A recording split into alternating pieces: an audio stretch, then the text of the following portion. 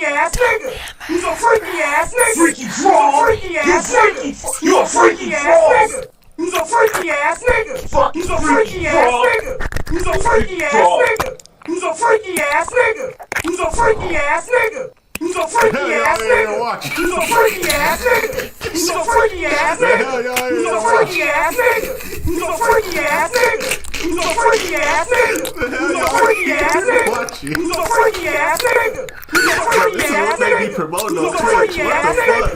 You's a freaky ass nigga. You's a freaky ass nigga. You's a freaky ass nigga. You's a freaky ass nigga. You's a freaky ass nigga. You's a freaky ass nigga. You's a freaky ass nigga. You's a freaky ass nigga. You's a freaky ass nigga. You's a freaky ass nigga. You's a freaky ass nigga. You's a freaky ass nigga. You's a freaky ass nigga. You's a freaky ass nigga.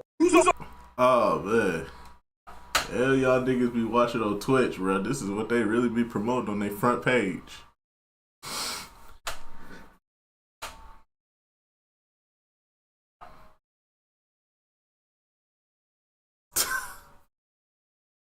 Oh my god, the hell y'all in here watching, man? This is really what Twitch be promoting, man. But let you play a fucking Disney video, they take your whole fucking VOD away. Oh man, Twitch is funny. You thought I got hacked? Hell no. You knew that was me. Julio, you should know better by now. You should know that was me. Oh man. Oh man, let me see. Let me get y'all set up real quick. Hold on. I'm not trying to see who won. Just yet. Yo, go on Twitch. She right there on the homepage. D-Wiz, she right there on the homepage. That's what Twitch be promoting. Twitch be promoting that shit on their homepage. As soon as you go on twitchtv.com, first thing you gonna see is titties. But they be banning anybody for the littlest shit, bro. That's crazy.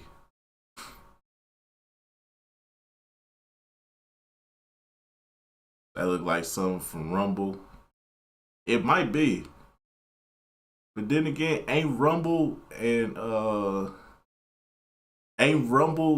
YouTube sort of connected? Or maybe I'm thinking of another website. I'm probably thinking of another website. But ain't Rumble and YouTube connected? Like, ain't Rumble supposed to be like a backup for your YouTube? Because I do have a Rumble account.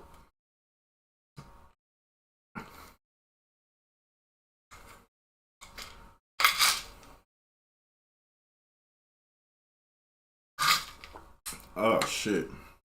And give everybody a minute to get up in here.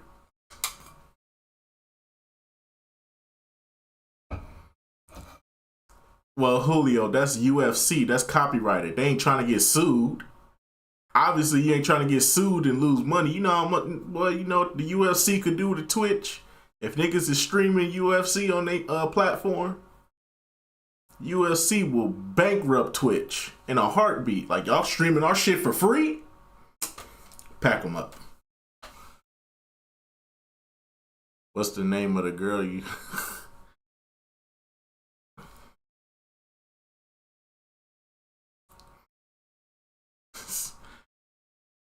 You can stream Brian Pumper music in here. Well, I mean, music is different. The music, they benefit off of people bumping their shit. Music is different from a fight, bro. A fight, you gotta pay for that shit. Music is different. They benefit off of shit like that. You playing their shit on stream. They benefit from that. Oh, man. Let me make sure everybody up in here.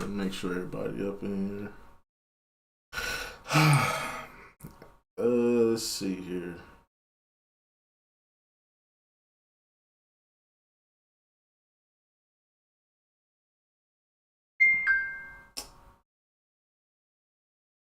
Now you tell me. Now you tell me after I did it like 20 minutes ago. Okay.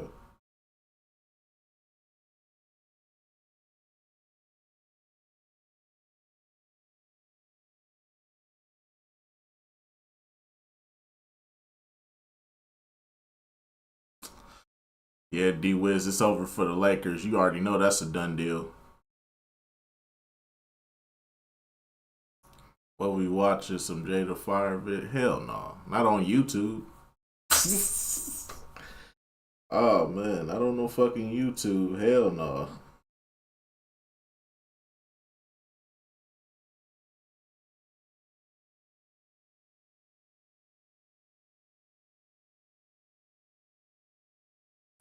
Oh man.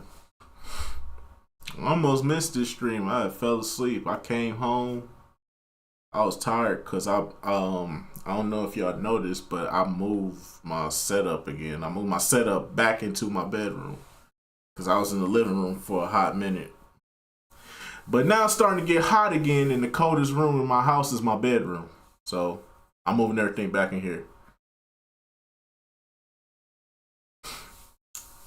So yep, everything is reset up back in here again. You watch what, that Nick Cannon movie? It's alright.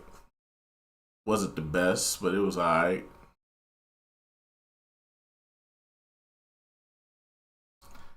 Oh man.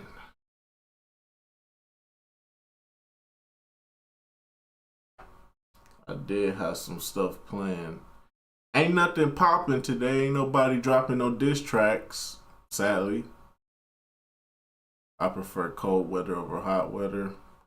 I prefer mild. I prefer in the middle. I prefer to be warm during the day but cold as fuck at night. That's what I prefer. I'm trying to sleep good at night, but I'm trying to be warm during the day. That's what I like. I like that spring weather. That spring weather, perfect. Cause it's hot during the day, it's cold as fuck at night. It'd be 75 all day, then it dropped to like 40 at night. That's the best. That spring weather. That's why spring is underrated, bro. I ain't gonna lie to y'all. Spring is the most underrated. Spring is the most underrated season, bro. In my personal opinion, I feel like that's the best season. Spring, because you get a balance of both.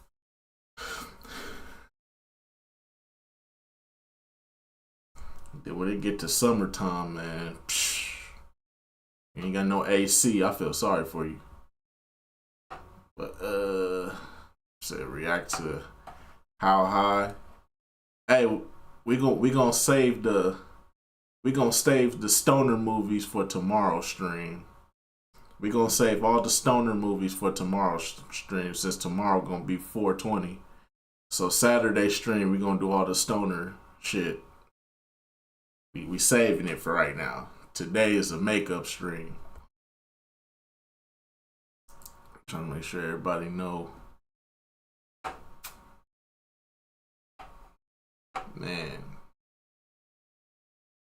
I hate spring because oh yeah, that's the only bad thing about spring, allergies. Yeah, that's why you gotta take Tylenol, man. You gotta get you some Tylenol, some cough syrup, and you gotta drink that shit every night.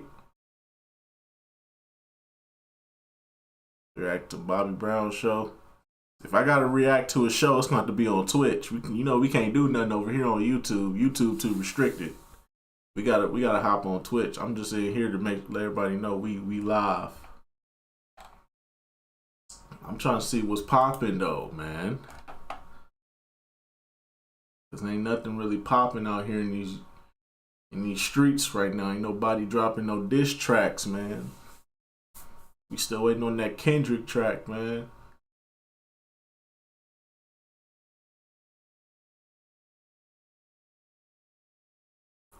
Man. Let me see what I got in my watch later. What's in my watch later? What can we react to up in here? I had a couple of videos in here I want to react to. Oh hell yeah, I got some good ass videos. You ever do a Wiz Khalifa stream? No. I should do one for tomorrow, huh? But if I do one for Wiz, it'd be smarter. Oh man, that's a good idea. But there's so many stoners we can go over. It's quiet in the street. Someone cooking. Yeah, hopefully they drop that shit sooner than later. Cause I'm about to have a, you know what I'm saying? Cause last weekend was crazy. Too bad I had to work. Oh, I was so fucking mad. I could have came here on this stream. We could have got right into it, man. I'm so mad we didn't. Oh, so mad we didn't stream last week, dog. We could have got right into it, man. Motherfuckers, man. I had to talk to them too. I told them straight up. I was like, "Hey, man, don't give me no extra days or nothing, bro." I told them straight up, "Don't give me no extra days, bro. You asked me about these extra days, and if I feel like I want to do it, or if I feel like I really need to do it, then yes, I'll do it. But I understand y'all don't have any bodies for a certain day, but I should be your last option. And even though I'm your last option, just make sure to let me know, because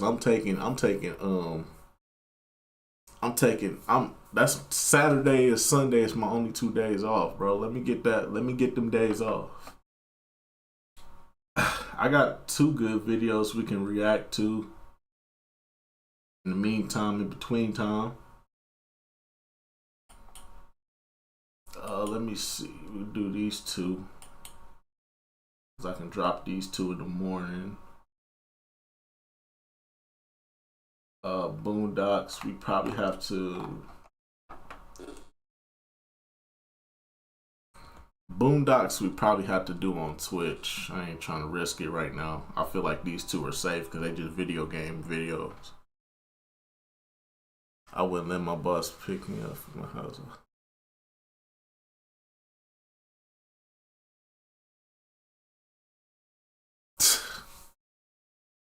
Man, that shit made me mad.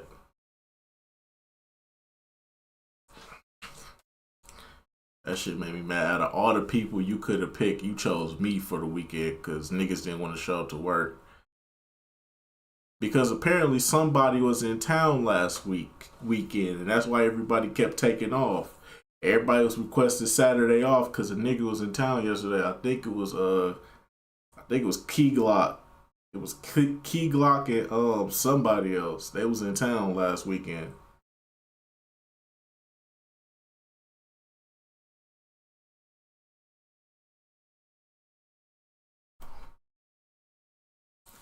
That's why everybody kept taking off and shit. But everything should be copacetic. The only big name I know that's coming down here in a couple of weeks is Taylor Swift, but ain't nobody gonna see that. I ain't finna go see that shit. That's the white people who finna go see Taylor Swift. Ironically, I'm in walking distance of the only like arena, of the major arena in this entire state, or in the city, I should say. I'm in walking distance. I'm not that far. I'm like of all the people, why would you?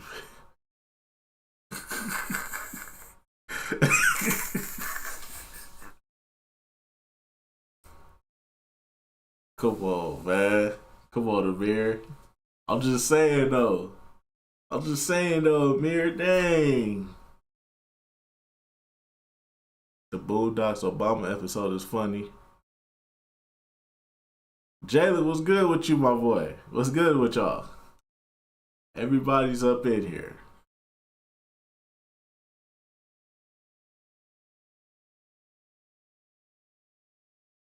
That wasn't Gangstalicious, Julio. That was Thugnificent that said riding Obama. Riding for Obama. That was Thugnificent.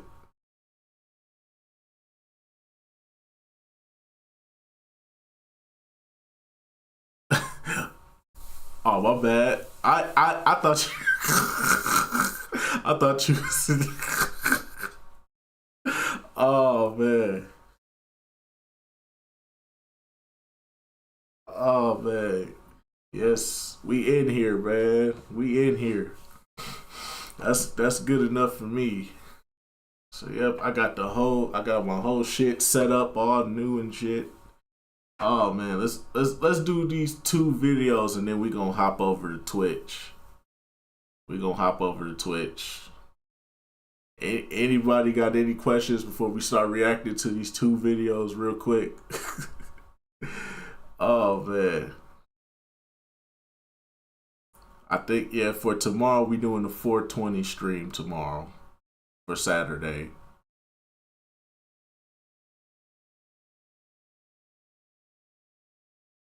Gangstalicious was in the video.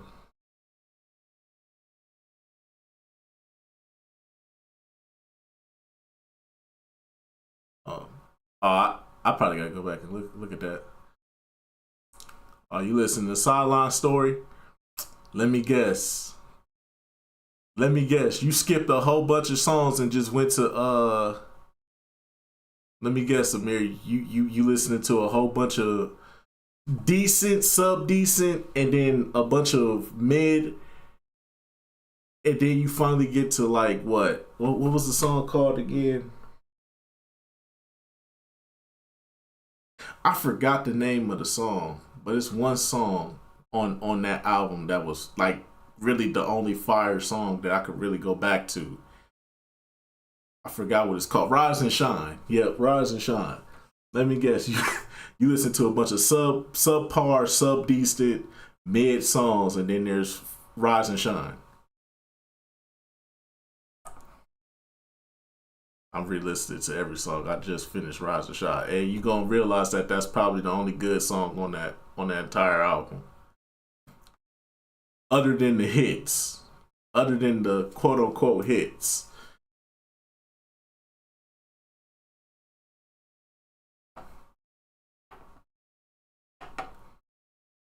Cause I ain't gonna lie, Cole's first album was very subpar.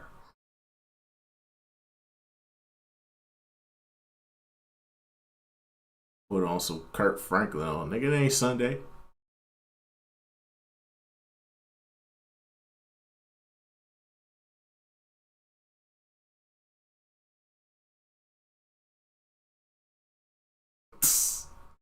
I'm just tired as fuck. Just got done hooping. Damn, y'all hooping? Damn, y'all in hooping season? Shit. Oh, you was probably at a gym though, probably. I don't know. But anyways, though, we gonna get right into these two videos, man. Dollar in the Dream. Okay, Dollar in the Dream, yeah. Yeah, but all them songs came out. The Autumn songs was already on other projects though. That's the part I don't like about the Sideline project. A lot of them songs was on other projects that he did before. Or he put them out there. That's the only thing that fucks up that first album. A lot of them songs. A lot of them songs that's on that first album he already put out. That's the only bad thing about a lot of them songs on the album. A lot of them was put out, so it kind of like takes away from it. That just goes to show you they really didn't know what to do with J. Cole when they first signed him. Jay-Z really didn't know how to work with J. Cole, and that's why you don't see J. Cole and Jay-Z do a lot of collabs together. Jay-Z did not know how to promote that dude at all.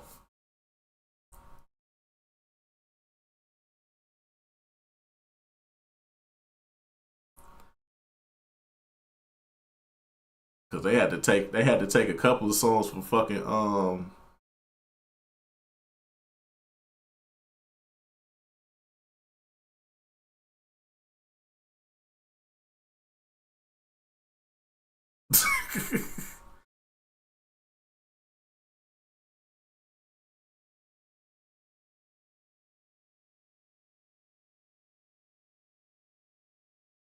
yeah.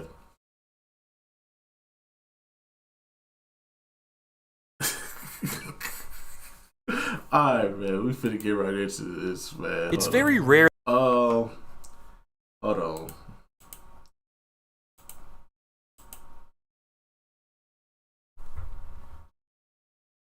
Let's see here. All right.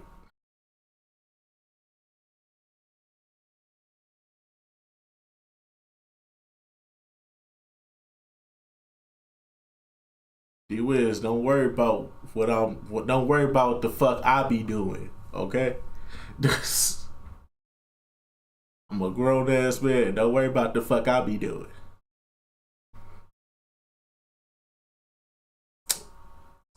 Hey, Amir, don't play them games with me, dog. Don't play them games with me, dog.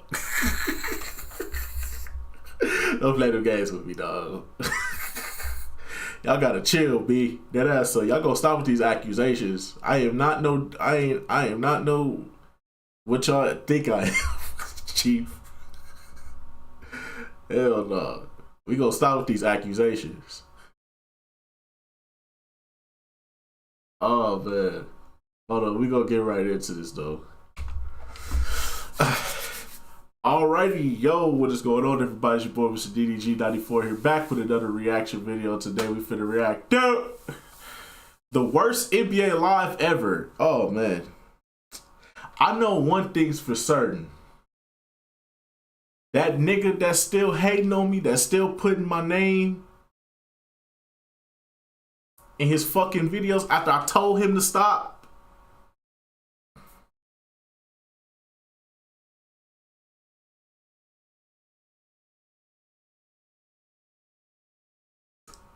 I am not like, sorry, we gotta stop with that.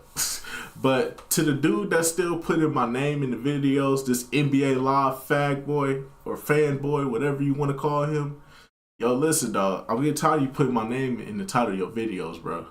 Stop putting my name in the title of your videos, bro. I'm not making another video on you. Just saying, leave me alone. I don't want nothing to do with you. Stop bringing my name up. I'm dead ass, bro. I'm really about to start reporting your channel for bullying. But anyway, so without further ado, let's get into this NBA Live video by Soft Drink TV. It's very rare that a video game will be so bad that the company that makes it ends up apologizing. And yet, that's exactly what happened with NBA Live 14. In November of 2013, just after release, the game's executive producer Sean O'Brien came out and said the following. As you can imagine, this isn't exactly the NBA Live comeback story we were hoping. That nigga finally unblocked me on Twitter. All them niggas unblocked me on Twitter, surprisingly. I think they saw my video. I think that's what it was. They saw my video, it was like, oh, I think we need to unblock him.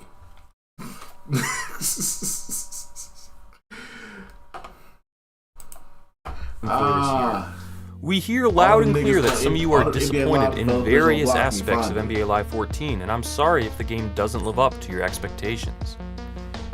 Upon release, every major game review website and magazine heavily criticized the game, even publications that usually don't go hard enough on sports games like IGN, who gave it a 4.3 out of 10. 4.3, This nigga. was not 4.3. 4.3. NBA Live 14 to 4.3, nigga. That shit was garbage, dog. Hear me good, nigga. I'm here to double down. That shit is a 2-pack of ass. The fuck are you talking about? That shit stinks. Whoever gave that shit a 4.3, nigga, you fucking goofy, dog. Who the fuck said that was a 4.3, nigga? That's a 0.0, nigga. The fuck? This shit was hot garbage, bro. Bro, if anything, I did used to say this was pretty much NBA Elite. This was just NBA Elite 11, but on a newer console. Nah, I play NBA Elite 11. NBA Elite 11 is better than this bullshit. I don't know what the fuck this is. I don't know what the EA developers was going for with this game, but this wasn't it. what EA had hoped for. At the time, NBA Live was dead. After Live 10, they changed direction and tried to rebrand to NBA Elite, but Elite 11 never actually released due to bugs and highly publicized criticism over the controls. NBA Live 14 was the first live in 4 years. Meanwhile, EA's competition NBA 2K had released 2K14, a fantastic game that fully took advantage of the jump to the PS4. NBA Live 14 felt like a PS3 game. But how did we Scratch that, a PS1 game. That's what this shit felt. This felt like a PS1 game with like 360 graphics. That's really what this felt like, bro. This shit was straight hot doo-doo juice, bro. Shit was not good at all. get here?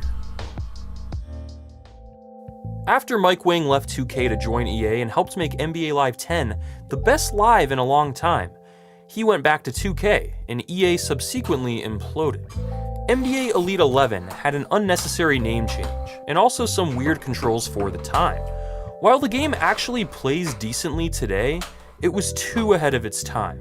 Skill-based shooting and using the left stick for a player's feet while the right controlled their arms just didn't feel right back in 2010. And combined with some infamous glitches in the demo, Elite 11 was cancelled. I've covered that in numerous videos before. But what I haven't covered is what EA did next. According to a Kotaku article by Owen Good back in 2012, EA spent all of 2011 and 2012 going back through Elite 11 and even older NBA Live titles, trying to salvage what they had to turn it into a better game before 2K had fully taken over the NBA scene. Unluckily for EA, however, 2K had already just done that. Creative director of EA's NBA division at the time, Jason Barnes, obsessively went through over 120 NBA games worth of motion captured animations, some of them mind-blowingly good. The trick was figuring out which animations to use in the game and to make them trigger when they should.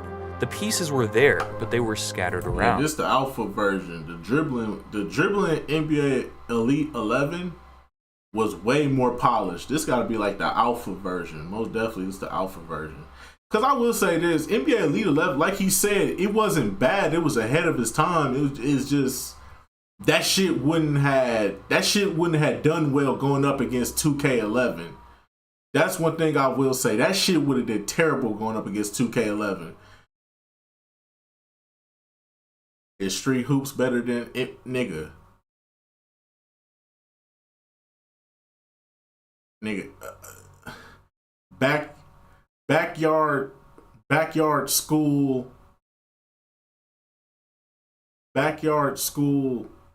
basketball is better than NBA Live 14, bro. Every goddamn basketball game is better than NBA Live 14. But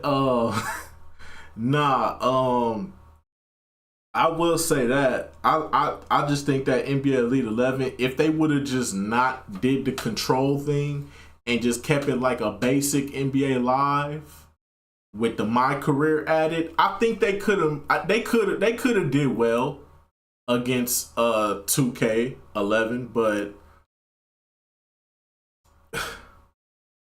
but with that control scheme, yeah, they would have failed against NBA 2K11, especially because in the fact they just brought Michael Jordan back. Yeah, you knew you wasn't winning that year. But they still could have put the game out, though. It wasn't bad. It was just, it did need some patchwork, though.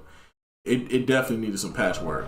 He spent a lot of time playing the unreleased NBA Elite 11 too. While it was obviously a flop, it had some highlights that could be used to make a really good NBA game eventually. I would agree, Yeah, as I was able to play the unreleased Elite 11 in a video, and I thought it was a lot better than its reputation would have made you think. Giving up 2 years to really take time reworking NBA Live and releasing a good title was a good idea, but not a great idea. If you're going to take off multiple years, you might as well just make a new game from scratch, rather than trying to reuse assets from failed games. Those 2 years ended up turning into 3, as NBA Live 13 was announced and then cancelled. Just before cancellation, it was thought that the year spent building NBA Elite 11 was the thesis, the year tearing it down was the antithesis, NBA Live 13 will be the synthesis. There was no synthesis. What seemed like a sound decision at the time ended up being, as Kotaku put it, one of the most foolish decisions and reinforced failures that video game development has ever seen. EA wasn't trying to take down 2K with Live 14. They were simply trying to rebuild a foundation for the future. They did a They terrible wanted to get fucking back job. in the market with a functional, playable NBA title. That was it, that was their goal, and somehow Live 14 completely failed at that. NBA Live 14's biggest issue was that it didn't really look like basketball. Sure, players shot, dribbled, and passed, but the movements on the courts, the AI decision making, all the little things, they were off. GameSpot called the game a pale echo of the real thing, basketball in name only. Player movement was unnatural and creepy. Look at how they are moving down the court, and then look at NBA 2K14. Why even bother with Live? The animations were clumsy and defied physics, with arms bending in weird ways, and your teammates just don't really move around. They would just stand This there, is like a basically mobile making every game. possession in ISO. It reminds me of the Steve Nash coached Nets, but that's not a good thing. And not every team has KD, Kyrie, and James Harden. When you combine ugly graphics with artificial-looking animations and brain-dead AI, you get a terrible sports game. After reading about O'Brien talk about all the beautiful animations EA had for this game, what happened? Why was everything so bad? After years off. Instead of trying to salvage what they had, they should have spent those few years rebuilding a new game from scratch. They wouldn't do that until Live 18, and it was far too late. Live 14 wasn't a very deep game either. Upon starting it up, 4 years since anyone had played an NBA Live, there wasn't even a tutorial or practice mode to help catch you up to speed. There was a franchise mode, but it was very bare bones compared to 2K. There was just nothing notable about it. You simply signed free agents, drafted rookies, then played a season and viewed stats. The career mode, unlike 2K, had no story or cutscenes or any of the behind-the-scenes real-life moments you'd find It in My didn't need Career. it. You simply made a player with a very basic editor, played a rookie game, and based on your performance you'd get drafted either high or low, and then you would play through NBA games. Graphically, Oh, this God, game what are was these a joke. jerseys? These It looks jerseys like a are terrible. PS3 game. Ew. Meanwhile, 2K had released arguably the best looking sports game ever with 2K14. Look at this comparison once again, it's a joke. The only thing Live 14 had going for it was ESPN presentation and the live season mode. The presentation used ESPN broadcast packages and commentary from Mike Breen and Jeff Van Gundy, which at first seems pretty decent, but quickly you'll start hearing the same lines getting repeated, awkward timing, and the graphics are so ugly you don't even want to watch the replays. That shit is how do terrible. you make Mike Breen sound bad? The announcers refer to players by pronouns and jersey saying, numbers more though. than their actual names, like it's on the PlayStation 1. The live season mode was where you could complete challenges based on real-life performances in games, which was cool as it connected the game more to the real NBA. For example, if a player hit a game-winning buzzer beater in real life, after a few days it would be a Bro, this playable shit challenge looks so within bad, the scope. bro. Kinda cool. Beyond that, there was nothing redeemable about Live 14. In my opinion, the unreleased Elite 11 runs laps around it, which is crazy. What people assume NBA I Elite know, 11 viewers. is I'ma talk about that at what the end. NBA Live 14 was. This was an all-time fumble. NBA Live became a joke mostly because of Live 14. Had Elite 11 been the only stumble along the way, and EA bounced back after a few years off with a solid title, the series might have And had see, a that's- chance. Sure, EA eventually I'm gonna let him released a finish, and then passable, I'ma credible say game with my Live 18 piece and at the 19, end. but the consumer's perception of Live was so tarnished that those games failed to meet sales goals. EA trying to salvage what they already had led to an abomination that they couldn't recover from, allowing 2K to become the undisputed NBA game. In 2024, EA hasn't even bothered with basketball outside of mobile games in 6 years. And 2K, owning the entire market, is now free to hyper-monetize their games and suck the wallets of their consumers dry. Because what else are they gonna do? Go play NBA Live? You can blame EA in a way for 2K becoming worse over the years. With no competition, corporations get cocky and start looking for more and more ways to maximize profits and maintain long-term success. Had Elite 11 been given just a bit more time, had Mike Wang never left EA, had Live 14 been built from scratch, maybe things would be different. So many what ifs, so few good basketball games since. Think about it. The best 2Ks are considered 2K11, 12, 14, 16. It wasn't until NBA Live truly died that 2K started shoving microtransactions and pay-to-win mechanics down our throats. NBA Live 14 was the worst NBA Live ever. Not only was it the worst game in the series, it also essentially killed the series. I can't help but wonder, however, if Madden would have had the same fate had 2K still been able to make NFL games. Because when I hear that Live 14 was a pale echo of the real thing, basketball in name only, that's how I feel about Madden's replication of football. I think the lesson here is that EA lost their touch making sports games a long time ago. Pretty And much. 2K is loving it as their profits rise every year. And we, the consumers, all lost in the end. Thanks for watching. Nah, but I gotta say this though, dude. I feel like they had so much time off to make a game. How do you come back with this though? Like, that's my biggest question. How do you have, let's see here, 2010, 2011, 2012. You got a 3-year hiatus. You got a 3-year hiatus to make a good basketball game. How do you come back with something so fucking terrible? It kills your entire brand. It's like, yo, how do you do that? You had 3 fucking years to make a game that could have been 10 times better than what 2K was putting out. Like, if they just actually tried to give a fuck. And I hate, and I've gone to war in the past with a bunch of NBA Live niggas and NBA Live people trying to tell me, oh, you gotta understand, they didn't care about the game. It's like, no, the developers didn't take the time to make the fucking game. I'm tired of that fucking excuse that EA didn't want to put no time in that. Come on, man. Come on, man. The developers can still make a good game. Even if the shit is limited, you can still make a good game. Nigga, they literally just took a mobile game and put it on a PlayStation 4. That's literally what they did with this.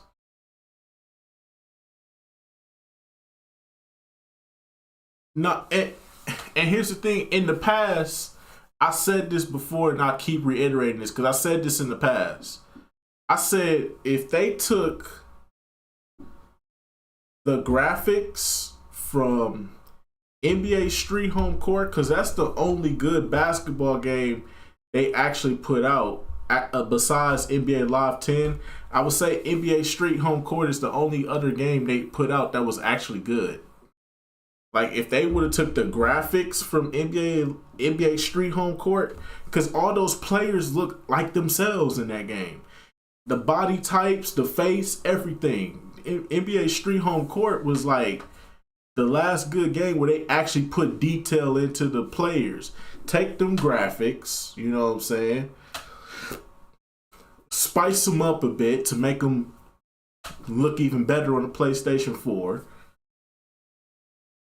Go get the same engine that you use in the NBA Live 10. Update the graphics a little bit. You would have had a fucking game. You would have had a fucking go-to game right then and there. But nah, we come back with a fucking mobile game where we do some tinkering with the lighting to try to make it look like it's up to date. But nah. EA will never get it right, man. EA will never get it right, and at this point, I don't even care if we get another NBA Live at this point. I don't care. It is what it is. Another thing, too, I started to notice something. Why is there a lot of y'all playing NBA Live 19 now? Why is everybody on my timeline now playing NBA Live 19 now all of a sudden?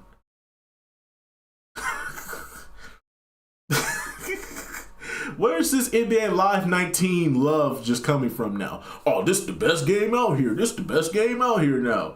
NBA 2K ain't doing nothing. This is the best game out here now. It's like, yo, stop the glazing, bro. Y'all know this ain't the best fucking game out there.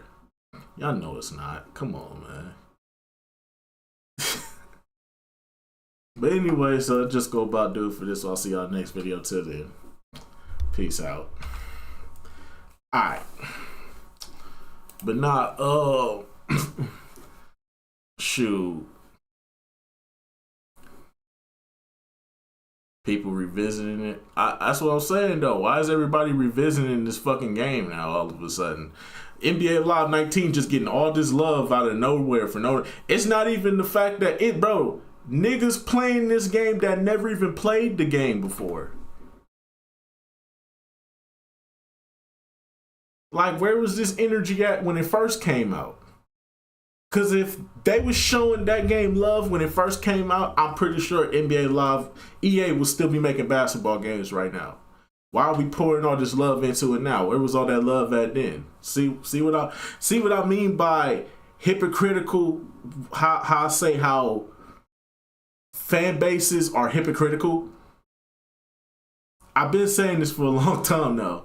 Both fan bases are hypocritical. The 2K fan base is very hypocritical because it's crazy how they'll sit up here and say a game is bad. They'll sit up there and say NBA Live was a bad game. When all those NBA Lives that came out, we talking 14, 15, 16, 18, and 19. All those NBA Lives that came out, all the 2K niggas said that shit was either mid or it was bad or it needed work. And they trashed the games. They didn't play them, they didn't touch them. But if let a bad 2K come out though. They'll say it's bad, but then they won't show that. They don't do that. They don't give it the same treatment that they give to NBA Live. That's the part I don't understand with the 2K community. How can you give a game shit,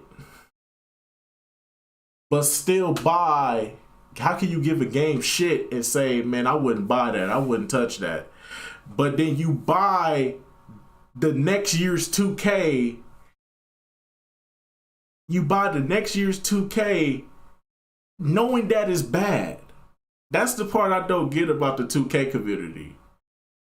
You know the game is bad, but you buy it anyway. But you didn't have that same energy for NBA Live. When NBA Live was bad, you didn't touch it. Matter of fact, I remember clearly NBA Live 16 sold 10,000 units in its first month. NBA Live 16 sold 10,000 units in its first month. 10,000 compared to the 6 million that 2K16 made. Think about that. You didn't show love to a game when it was bad, but you show love to a game when it's bad. Now, I'm not saying 2K16 was bad. I think we all agree 2K16 was a really good game once they patched it up, of course, because in the beginning, that shit was terrible. But I'm just saying, though, man, why we don't keep that same energy for 2K, though? That's all I'm saying. That's the only thing I want. I just want niggas to keep that same energy for 2K, like they do NBA Live. When NBA Live come out, you trash the game. Y'all already trashing the game. Y'all already giving it. Y'all already saying it's trash. You saying it's mid.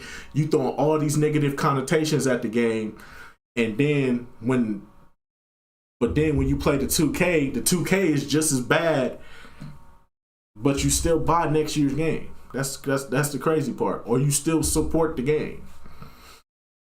That's the crazy part to me.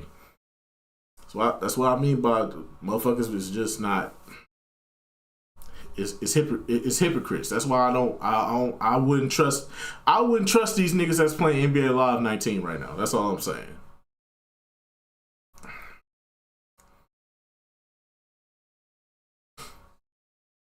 Now, for me, yeah, the animations are bad. Yeah, I will say that.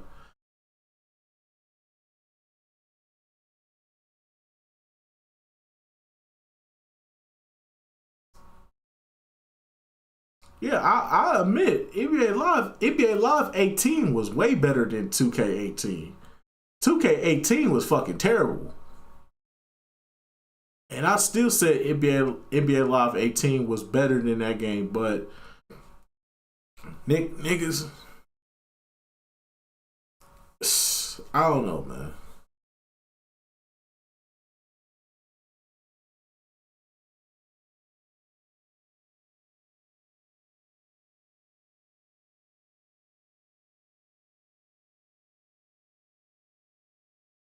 I mean, it is true.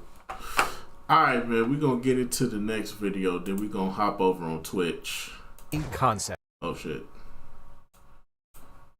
All right. We're gonna hop into the next video. Matter of fact, hold on. Let me use the bathroom real quick, and then we'll start this video. Let me use the bathroom real quick.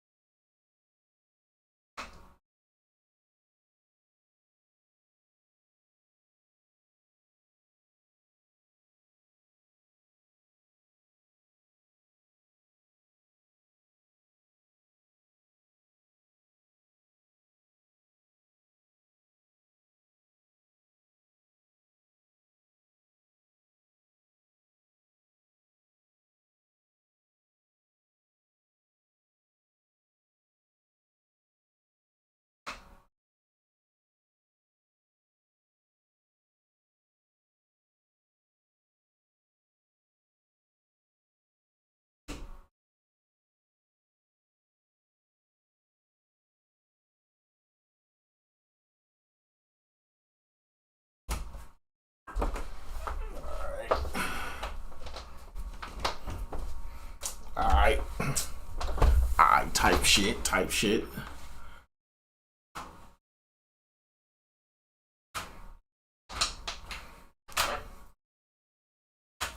So what now? NBA Live should remaster the hits. What hits? What hits in NBA Live could they remaster at this point with these outdated ass rosters? So I just found out Rise and Shine is on the 2K16 soundtrack. It was? I never knew. I didn't listen to the soundtrack when 2K16 came out. I don't remember the 2K16 soundtrack at all. I never listened to it because YouTuber purposes at the time. They had too many Drake songs on there, and back then you couldn't play Drake for shit. So I made sure to turn the music off. So yeah, I don't even remember that being on 2K16, but if it was, that's crazy. I don't even remember it being on 2K16, to be honest with you. It's WWE. What you think about the AEW CM Punk video? I don't really watch AEW like that.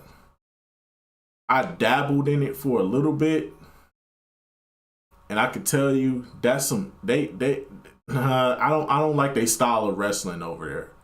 I'm just keeping it real with you. I don't like AEW style of wrestling. It's not. I'm gonna say it's indie. I would say it's amateur at best. It's like they got a lot of good wrestlers over there, but they do amateur. The pace. I'm gonna just say like this: their pacing is not good. They don't pace matches very well for me. I don't like the style. They go for the spots. They doing shit a little bit too much. Niggas don't sell moves like that. The pacing is just terrible.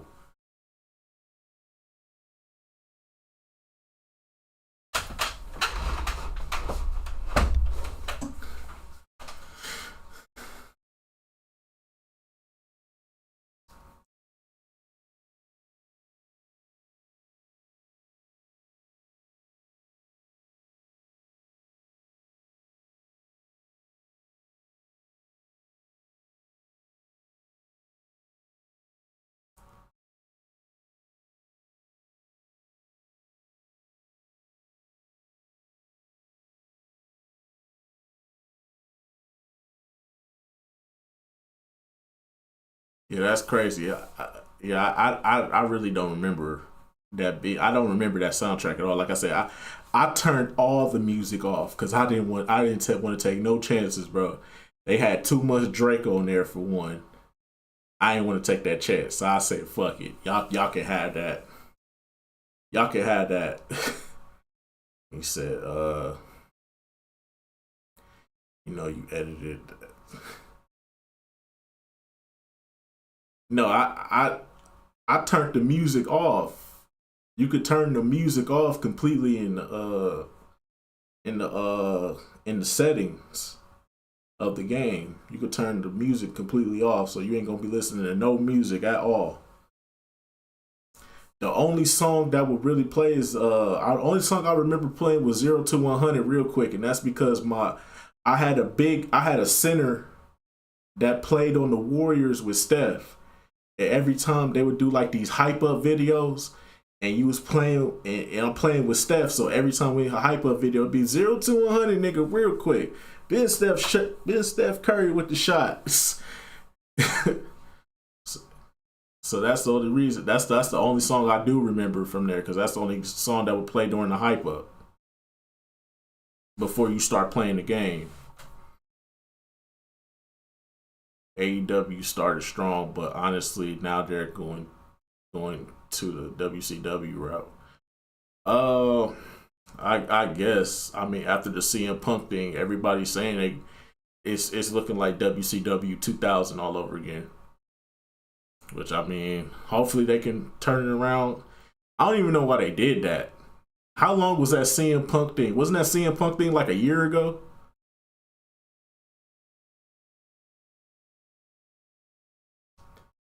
After I finish Most Wanted, I'm going to finish up Scarface. And then after I finish up Scarface, I'm going to do another poll. Because I got too much games going on right now. But no, we're going to get into this video right here. Y'all, let's get into this video right here. Alrighty, yo, what is going on, everybody? It's your boy, Mr. DDG94, back with another reaction video. Today we finna react there. I rank all 21 games from EA Sports Big. Oh man, EA Sports Big. Don't y'all remember EA Sports Big? Come on, man. NBA Street, NFL Street, FIFA Street. The first Def Jam game. I don't think Fighting for New York was a fight. Yeah, Fighting for New York was an EA game, not an EA Sports Big game. It was EA game. They got switched over to a different division. And what else? SSX, whatever you call that shit. I never played that game. I think they had some other games on there too, if I'm not mistaken. But they got 21 games. 21. Without further ado, let's get right into it, man. All 21 EA Sports Big games ranked. All I know is this is coming from a white guy's perspective. I'm not gonna judge, but let's be real. I think everybody here, everybody in the chat, because we live right now, and everybody across the world, I think we all in agreement that if we talking S tier, NBA Street Volume 2 gotta be there.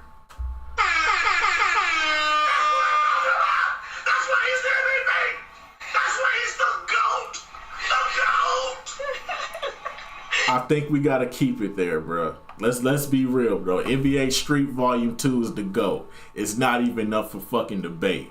What game did they possibly make that's better than NBA Street Volume 2?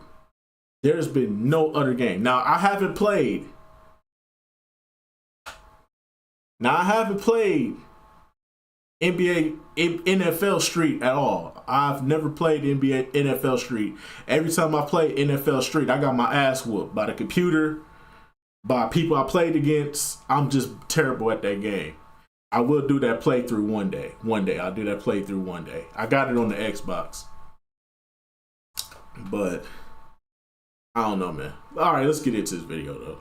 So about a week ago, someone on Twitter brought up NFL Street, and when I worked at EA, it's one of the titles I worked on, and I said that it was one of the highlights of my career. And it struck me that when I was at EA, that some of my favorite things that the company produced were the EA Sports Big titles, whether it was SSX or NFL Street or the incredible NBA Street. There were amazing games created under the EA Sports Big imprint that were just fantastic. Today, we are looking at every single EA Sports Big game and ranking them. Let's get started. All right, so we're going alphabetical, and that means we are starting off strong with one of my absolute favorite games from the EA Sports Big lineup, and that was Def Jam Vendetta.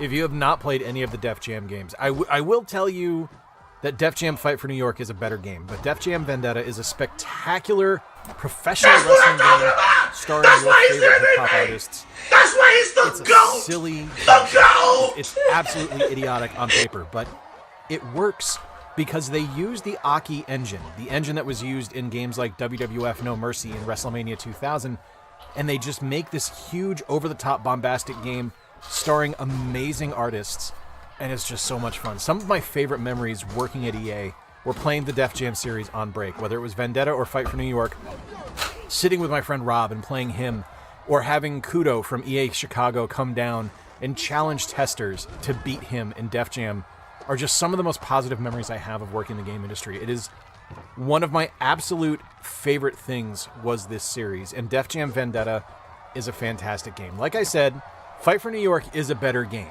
but I can't find fault with Vendetta.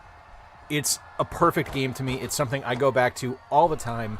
It's a fantastic game to play. I agree with that. I hate the disrespect that people don't. I hate the fact that people don't give Vendetta its respect just because Def Jam Fighting for New York is the better game. I get it. It's the better game, but let's not act like the first game wasn't fire. Let's not act like... I hate how we just throw Vendetta into a shuffle and be like, yeah, that was cool, but look at this over here. Let's look at Fighting for New York. It's like Fighting for New York is cool, but Vendetta was just as good, if not on the same par. Even though I will say Vendetta, Fight for New York took it like steps above with the fighting styles and stuff like that. But I just feel like it don't get the flowers and respect that it deserves. Me personally, and sounds incredible. I'm giving Def Jam Vendetta an S. Most definitely. Let's go, man. Come on, man. S tier. Come That's on. what I'm talking about! Next That's up why he's was a series MVP! that That's why I he's didn't the really GOAT! anticipate enjoying The as much as I GOAT! did. Now, I'm not a huge fan of the FIFA games. I don't know, it's just a boring series to me. It captures soccer beautifully. Like, I like soccer, but the games themselves are just a little boring. It's a little too much to manage, and I don't have a lot of fun with them. But when FIFA Street got announced, oh, I remember that very well. We were working on NASCAR 2006 at the time. I remember when it got announced, or when we first found out about it at Tiburon. And it was something where we had already done NFL Street, and I mean, NFL Street was a good game, but FIFA Street just lended itself better to that over-the-top kind of trick style that was a signature experience with the EA Sports big imprint. And when FIFA Street... I'll say this about FIFA Street. It's a fun game. Don't get me wrong. This is a fun-ass game. But So I had this, this is like, what is this, like 6th grade? Yeah, this is like, this is 6th grade. It was this one girl, man. I came over to her house one day, you know what I'm saying? I'm trying to clap some cheeks, you know what I'm saying? I'm trying to clap some cheeks, but she wasn't going at that time. She's protective of the pussy, which I respected. I wasn't no fiend for the pussy like that back then. You know what I'm saying? I had my ways, but you know what I'm saying? But nah. So we was just chilling at her crib, and she just so happened to have FIFA Street. Boy, she whooped my ass every single time. I got blew out, nigga. She blew me out bad one time. Nigga, it was 28-0, nigga. I just looked at her like, I'm about to leave, dog.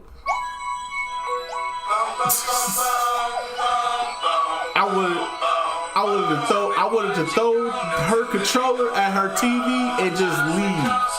I was about to chuck it at her fucking, cause she was talking shit too. She was talking shit. Nigga, she blew me out 28-0, nigga. That, you know how bad that made me feel, dog? 28-0. I got my ass kicked. Oh, man. Oh, so ass at the game.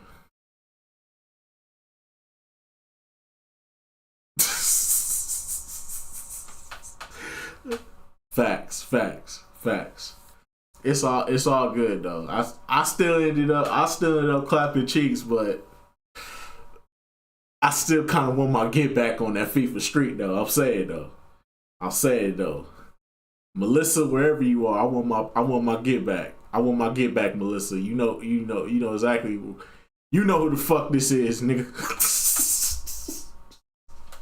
Oh man. Released, I remember picking it up on the GameCube and just falling head over heels in She love with it. whooped Now, my ass, going nigga, back to it now, 28 to it's a 0. little bit clunky in areas, and you can see what they were going for, and you can see what they got nearly perfect in subsequent sequels, but this one is still a really good game. Absolutely above average, really fun. It looks and sounds really great. It has that signature over-the-top style that I mentioned. The character models are all a little skewed. No one actually looks like themselves. Everyone looks kind of like a cartoon version of them. The music is great. The gameplay is really fun. And it's got a nice challenge to it. Like, it's something that took what FIFA was and made it better as far as I'm concerned. FIFA Street gets a B. I said I can't really rank FIFA Street. All right, going on to FIFA Street 2, which released in 2006. And I remember when it released, I was can't kind of really thinking, speak like, on they can't FIFA really Street improve because I on the only first played one. it like 3 times. I don't really in my see how life, they can so do I any can't better. really And then I rank got it. it, and it blew my mind because it was just You an ever improvement played in every any single FIFA? possible way. You went from going FIFA east 10, to west on the screen to going that's north-south, the only which to FIFA I me ever was a owned was natural FIFA change 10. because FIFA Street felt a little bit like NHL hockey to me. It was a little bit more free-flowing, a little bit faster, and I really enjoyed having it go north-south. I thought the gameplay just flowed better that way rather than having to deal with the east-west movement. By the way, why didn't we ever get an NHL Street? Like, an NHL Street hockey game would have been amazing on the EA Big label, but regardless. I think the Street. Gameplay-wise, FIFA Street 2 is... I think the reason they didn't get a hockey Street game is because the Street series was kind of like, it was kind of like getting oversaturated at this point. Because you got to think about it, the basketball genre was like OD at this point. You had NBA Ballers, then you had NBA Street, you had the N1 series. The shit was getting kind of oversaturated. Then you had NFL Street. Like, at some point, it's like, okay, we can draw the line at these games right here. But it's like, then it starts getting a little too oversaturated when you start bringing in FIFA. If they would have brought in hockey would have never fucking sold. Even if it was a good game, it would have never sold because the market was becoming too oversaturated, bro. just stronger than the first FIFA Street in pretty much every single way. Gameplay is crisper, there's more teams, the design is better, the different environments that you're able to play in look better and are more fun to play in. I just think it's a stronger game. They got everything right with FIFA Street 2. And unfortunately, continuing on in the series, it didn't get any better. FIFA Street 2, though, is an excellent game. It's not perfect, but it's damn close. FIFA Street 2 gets an A.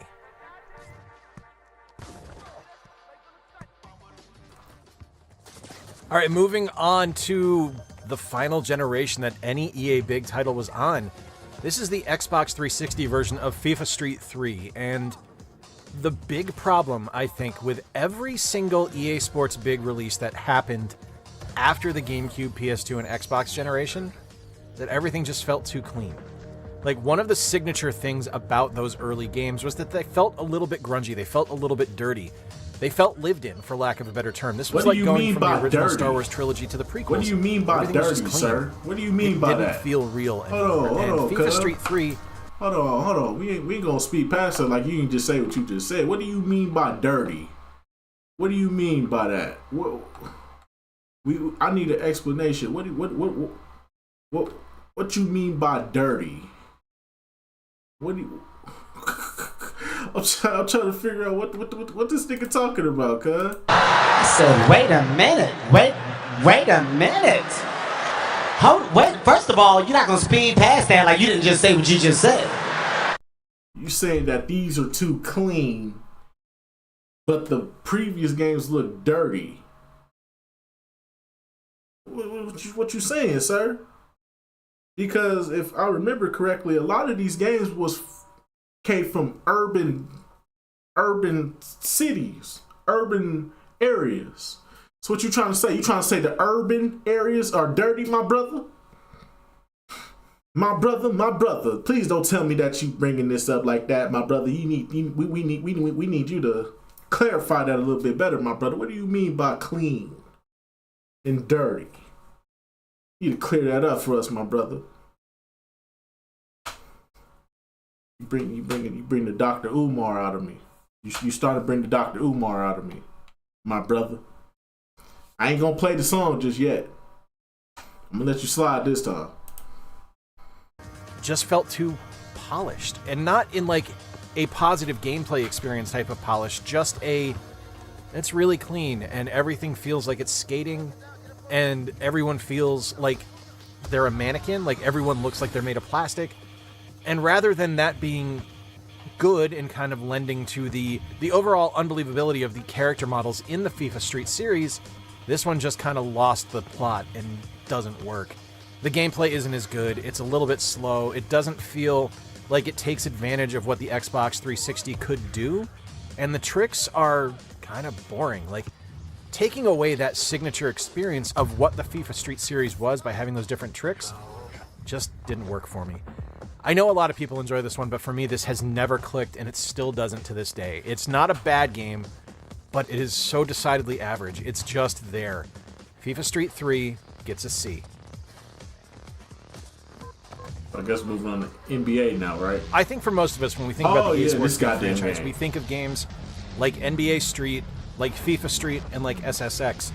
But the first few years of the EA Big imprint was the Wild West. There was so much crazy crap that released, and one of those games was Freakstyle. Freakstyle was a motocross game that is so ridiculously over the top and tried to duplicate everything that SSX brought to the equation, and it didn't really get there, but points for trying. The character models are pretty average for the time period, I will say. The voice acting is horrific. It is atrocious. It's so bad. The music is pretty middling. The sound effects, there's only kind of like 2 sound effects when you're driving your motorcycle. It's either full throttle or sort of full throttle. That's really all there is to it. I will say that the tracks are really fun, and the gameplay has the capability of being excellent. Like, there are certain races and certain elements of this game where you are playing where you're going to be completely drawn in and just enveloped by what Freakstyle offers. Unfortunately, there's also aspects of the gameplay, like some of the physics decisions and some of the different trick operations that go into the game, that just do not work and really take away from the fun of this game. I really, really wish that this had kind of spawned into something else or kind of carried forward into a sequel, because there is so much good opportunity here, but it just unfortunately ends up being a fairly average game. Freakstyle, I have a lot of fun with it, but objectively, it's not perfect. Freakstyle gets a C. It seemed pretty basic and bare bones. For so many people, Let's the one that go! started it all for them Let's with go! the EA Sports big franchise. What we talking about, man? What we talking about here, man? Let's go to the real goat of this whole fucking shit. Who we really came here to see, my nigga. Let's go, man. Come on, dog.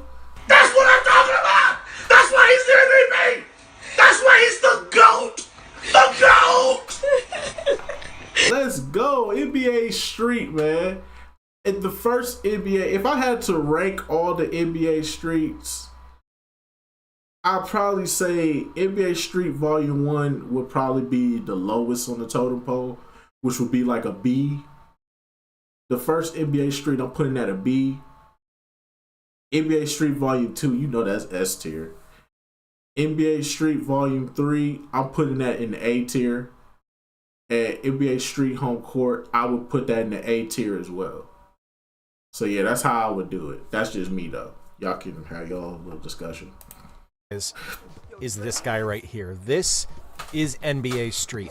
Now, if there's any professional sport that lends itself to being a street level game, it is the NBA. Taking place in signature courts like Rucker Park in New York, NBA Street captures the spirit and just the incredible showmanship of what street basketball is and nails it. This series is spectacular. I love every single game from the NBA Street series that released in the GameCube, PS2, and Xbox generation. All of them are fantastic. All of them are fun. All of them do something new every single time you play it. All of them try new things and succeed every single time. This was the one game when I started at EA, I went to our company store and I was told, you need to pick up NBA Street. It's that good. And I have zero regrets that I did because it is one of the best games on the brand. NBA Street is not perfect. It is damn close, though. It's going to get an A. I put it in B, but alright. Up next is NBA Street Volume 2, and this is my favorite in the NBA Street series. It took everything that Volume 1 did with this amazing 3-on-3 street basketball and just... What we talking about, man? What we talking about? What we talking about? What we talking about here? What we talking about here? It's the motherfucking GOAT, nigga. The motherfucking GOAT, nigga. So many hours on this game, dog. So many hours on this game, my PlayStation 2 CD can no longer play. I played it out. I can't even play it no more. My GameCube version is damn near scratched up as well. Which is why I got it on the emulator. What is we talking about here? The motherfucking GOAT. The best to ever come out, man. Come on, man. This the only game. Well, I ain't gonna say the only game. But before 2K, this was the only game to include multiple versions of Michael Jordan. Just keep that in mind. This motherfucker right here was a fucking classic right here. The only bad thing I will say about this game is I wish they would have waited till LeBron, Melo, Wade, and Bosh got drafted, bro. If they could have held up just for a couple of fucking months, bro.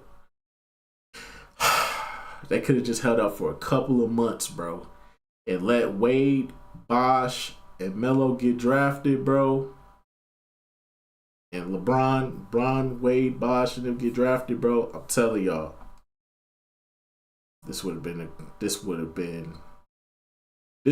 beyond goated at this point. This would have been God level. But anyways, let's get back into the video. And this is my favorite in the NBA Street series. It took everything that Volume 1 did with these amazing 3-on-3 street basketball and just added so much to it. You have new trick moves. You have new modes in the game. And this is the first game to introduce the Game Breaker. These are over-the-top crazy moves that are going to happen in game that are almost guaranteed buckets. And when you hit, you're going to be taking points off of the board for your other team. It is absolutely fantastic. It is one of my favorite games on the GameCube, one of the best sports games ever released, and one of the best on the EA Sports big imprint. NBA Street Volume 2 is an S.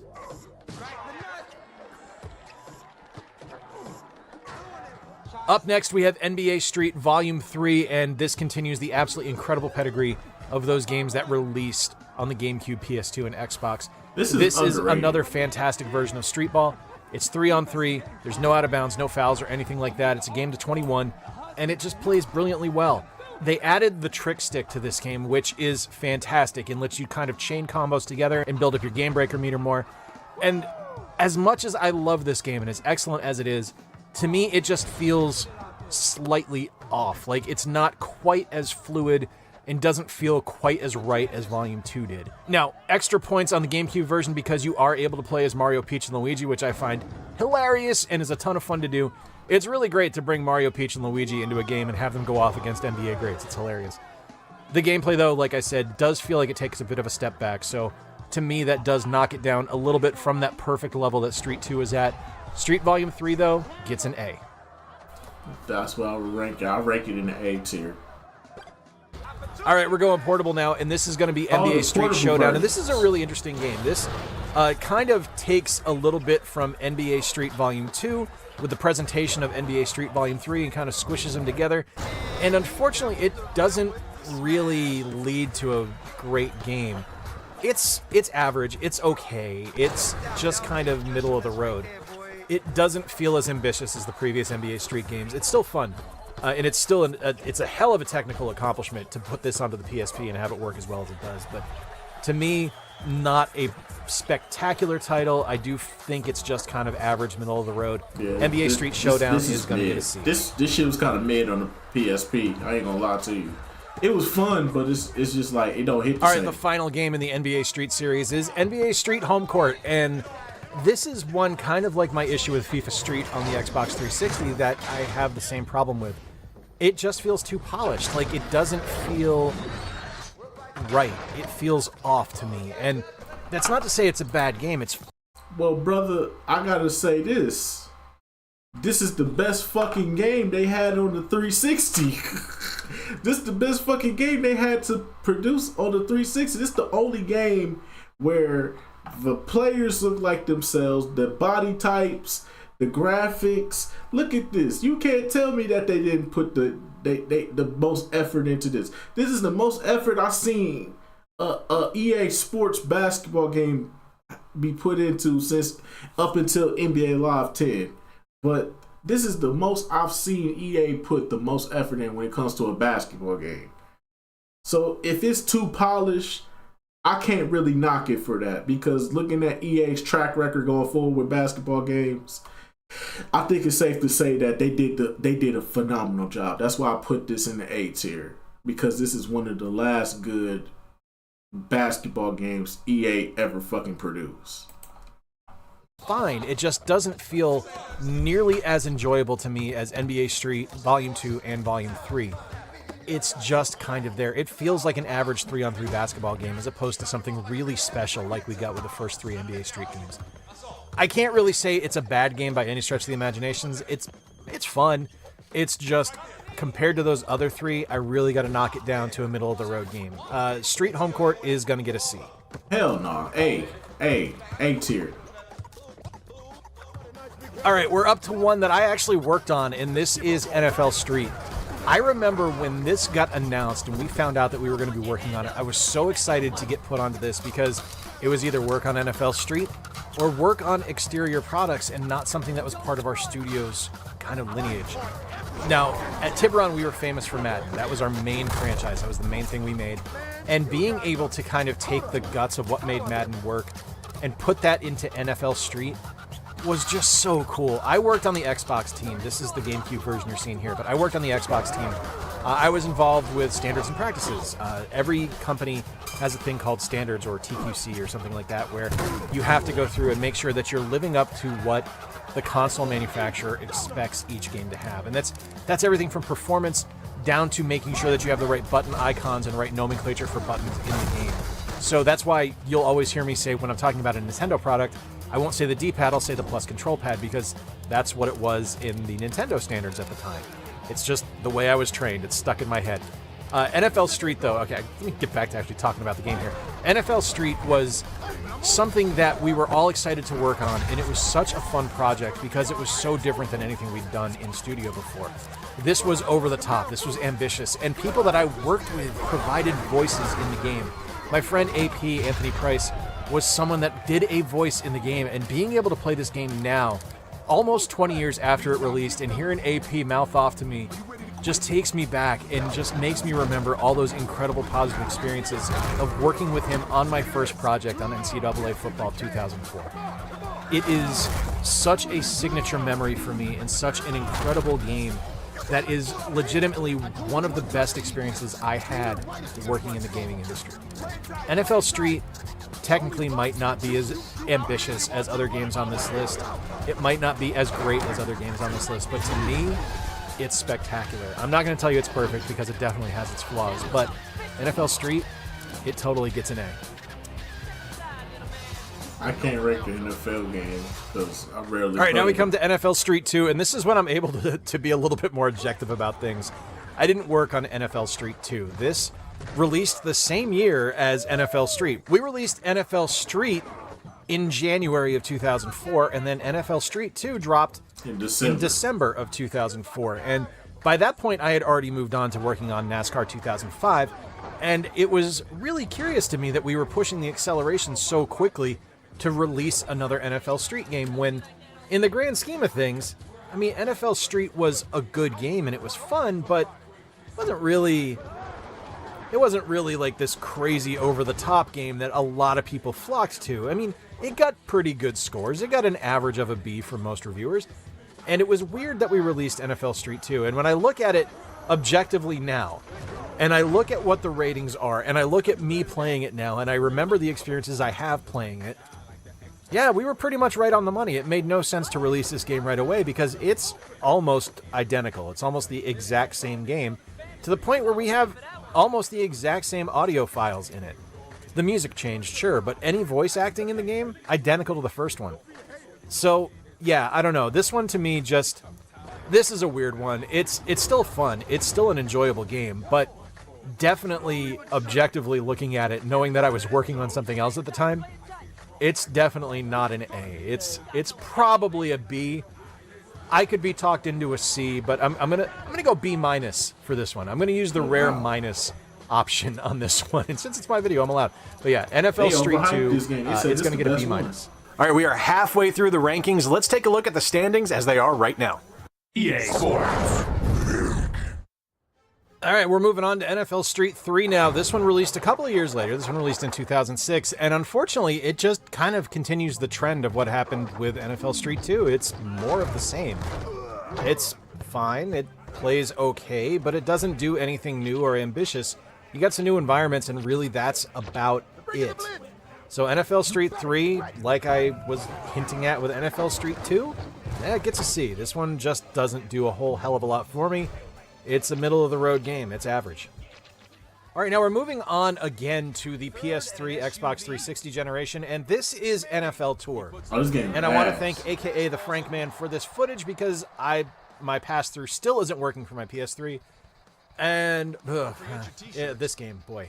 All right, so this game here, it took what we did with NFL Street and stripped out kind of any identity that the NFL Street series had and made it clean. It made it so the point where you were playing as these NFL characters, and like it says, it's called NFL Tour. You were on tour. You were going to these different areas, and you were playing on these cookie-cutter environments and doing these boring-ass gameplay maneuvers. I mean, the players are all in, like, sensible shorts and jerseys. No one is wearing anything interesting. It is like, oh, God, I hate this game so much. It just doesn't work. I do not like this one. NFL Tour was a huge disappointment for me. I hadn't played this until this year. I had never played this one. And to see what we took the NFL Street Series 2 to making it into this is just a letdown. NFL Tour gets a D. I would have put it in F. Shit was terrible. All right, remember that part where I said the early days of EA Big was the Wild West? Everyone thinks of games like NBA Street, like SSX. No one talks about Shocks. And Shocks is good. Shocks is straight up a rally racing game, and I am a sucker for excellent rally racing games. Now, this one isn't excellent, it's just good, mind you, but I never heard of Shocks this. was legitimately a surprise for me. When I bought this game in getting ready for doing this video, I had no idea that I was going to enjoy Shocks nearly as much as I did, because really, I expected kind of a very boring, very middling racing game.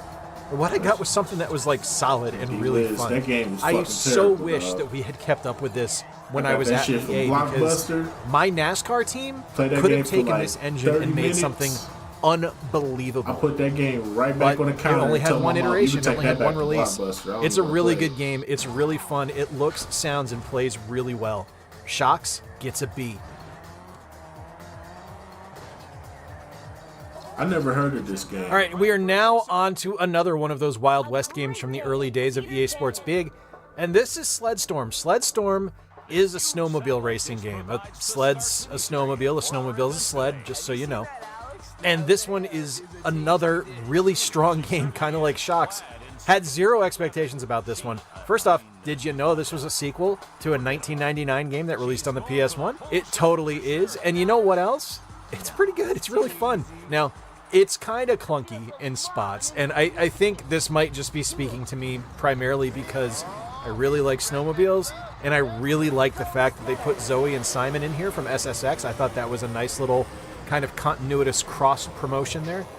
But I do enjoy it. I think it's really fun. This is probably the one where most people's mileage is going to vary, so I can really see people hating this one. But for me, I thought it's really fun. I'm giving Sledstorm a B. I go back to it pretty regularly. I never heard of this. All right, we're moving on to the big guns now, and this is the SSX run. Now, I'm going to tell you guys straight up. These are all going to be highly rated. None of them fall below a B. The only one that gets to a B is the one on the Wii, SSX Blur. So we're going to go kind of rapid fire through SSX because I can speak for a long time glowingly about how excellent this series is. SSX, the first one released in 2000. This was a PS2 game.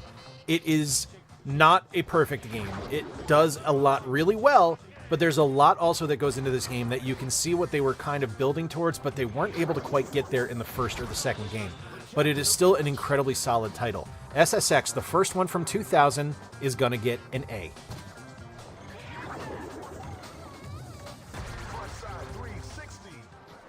Moving on to 2001's SSX Tricky, this was my introduction to the series. This was, much like NBA Street, this was one of the ones that I was told, you need this game. And so correct, so accurate, so fantastic. This game takes everything that SSX did and ramps it up. The tricks are bigger, the controls are better, the characters are more out there. The gameplay is over the top and significantly more advanced than what we had in the first one, and everything just works. Now, there are some things where things are a little bit clunky and the physics get a little bit wonky because, much like the first one, you could see what they were going for, but they didn't quite get there. Even with all of those problems stated, and by objectively looking at it, I can tell you that SSX Tricky is a great game, but SSX 3 is better. I will tell you that SSX Tricky, for me, is something that elevates because I can't be objective about this, because this is a game that I have put hundreds and hundreds of hours into. It is something I love. It is something I used to play regularly with my friends. It is something I used to talk about on breaks with my friends. My friend Todd and I used to play this all the time at EA, and it is something to me that has such powerful nostalgia wrapped up in it that I cannot be objective about it. That is why SSX Tricky is getting an S. I can't speak on the SSX games because I never played them. All right, moving on to SSX 3 now, and this is objectively the best of the bunch. This is an unbelievable title. Everything that SSX Tricky did right, SSX 3 somehow pluses it and does it better. There are better character options. The voice acting is fantastic. The design work is great. There are memorable courses. There are different gameplay modes. And everything that SSX Tricky did, like I said, SSX 3 just does it better.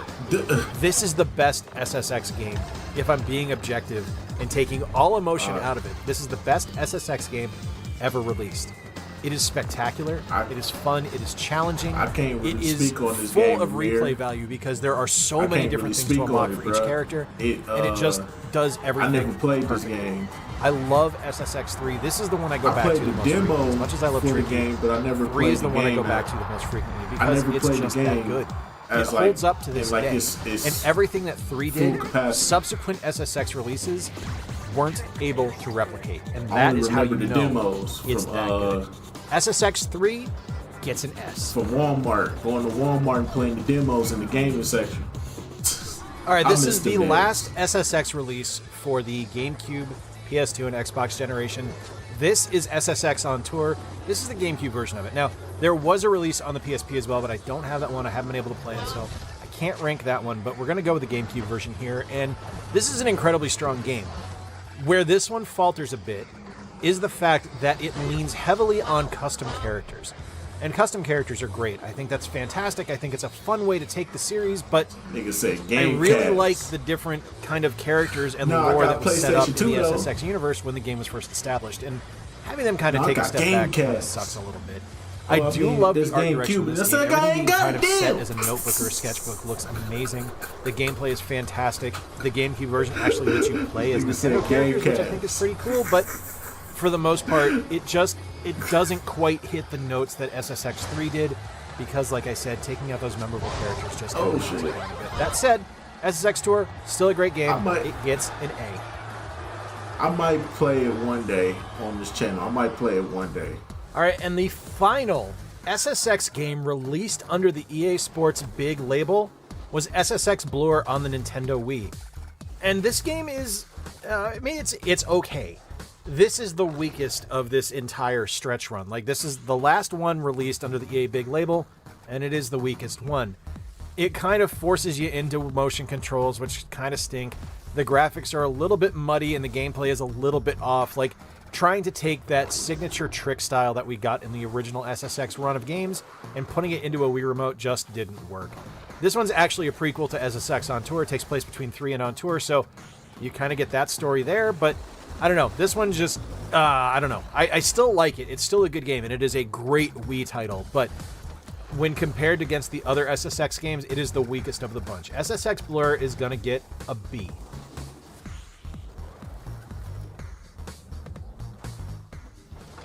All right, and while that was the last game released under the EA big branding, I actually got a couple more I want to talk about here, and one of those is one I worked on. This is Madden NFL Arcade. This is actually the last game I worked on in the game industry. I really loved Arcade. We had a team of like 4 or 5 people. The game is really fun. I actually think it takes what Why we this did with shit look NFL better Tour than all and the makes it other enjoyable, Maddens? because it plays a little bit more fast and loose with the rules. You actually get power-ups where you're able to cause different fumbling or speed things up or have like perfect precision passing, and I thought that was really clever and Why made does for Madden look a better than significantly all the more other enjoyable Maddens? game than what we got with NFL Tour. This It's one not look perfect. better and It's, look it's fun. definitely a little clunky. You could see that this was EA trying to make their version of NFL Blitz and it just not working out. But it's still fun, and I still think it's a clever title. Madden NFL Arcade, released in 2009, gets a B.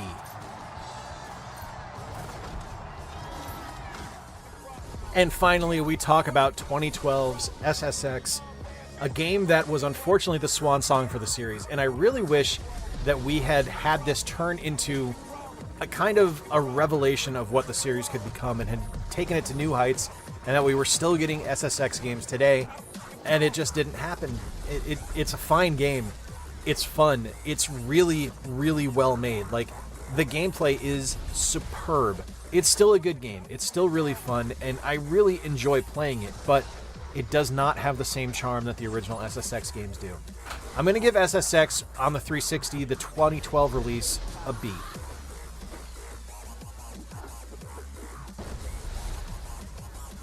EA Sports.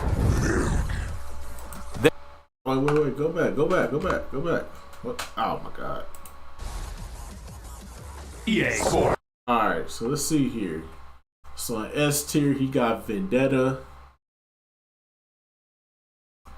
NBA Street Volume 2, SSX Tricky, and SSX 3.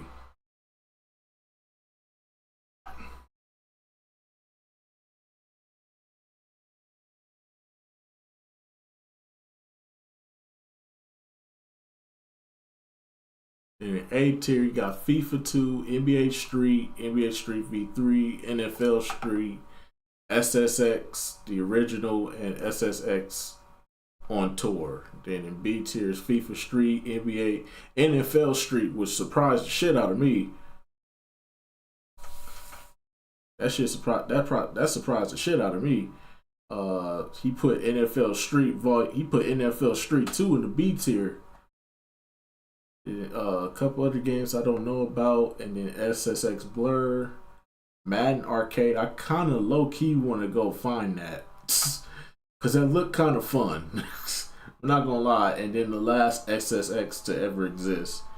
And in the C tier is FIFA Street 3, Freestyle 3, NBA Street Home Court 3, which I don't agree with.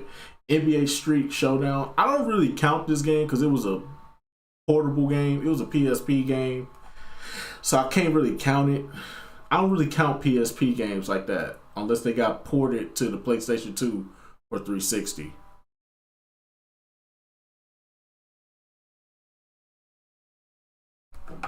Said he was too generous with some of these.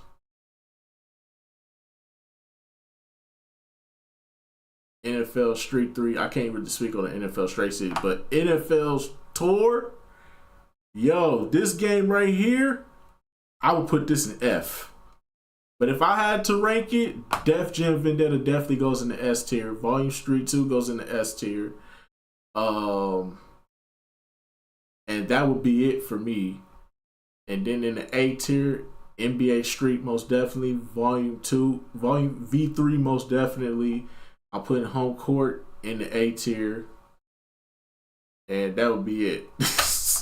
Because I didn't play none of these other games. I can't speak on a lot of these other games. Y'all got it from here. The FIFA streets, the NFL streets, the SSX. Y'all got it from here. I can't really speak on those games because I never played them. But anyways, I'm just gonna do it for this one. I'll see y'all in the next video. Let me know what's y'all. What do y'all think is the greatest? What's y'all ranking of EA Sports big games if you played all these games? Let me know down in the comment section below. I'll get back to you till then. Peace out. Alright, we got that one out the way. Alright, so shit, we about to jump ship to Twitch. Let me matter of fact, hold on. Let me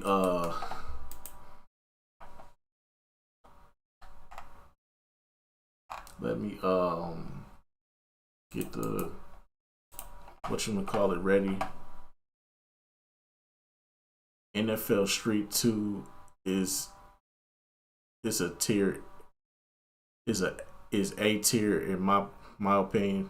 Okay. I never played other NFL Street games. I skipped over those. But we finna jump ship to Twitch. We finna be. I had one movie request, and we might do some music reactions over there as well. So yeah, I'm gonna see y'all over on Twitch. Let me put it in the chat real quick. Put the link in the chat. We heading over to Twitch. I'll be over there in just a few minutes. We over on Twitch. Yeah, I'm gonna see y'all over there on Twitch. Alrighty.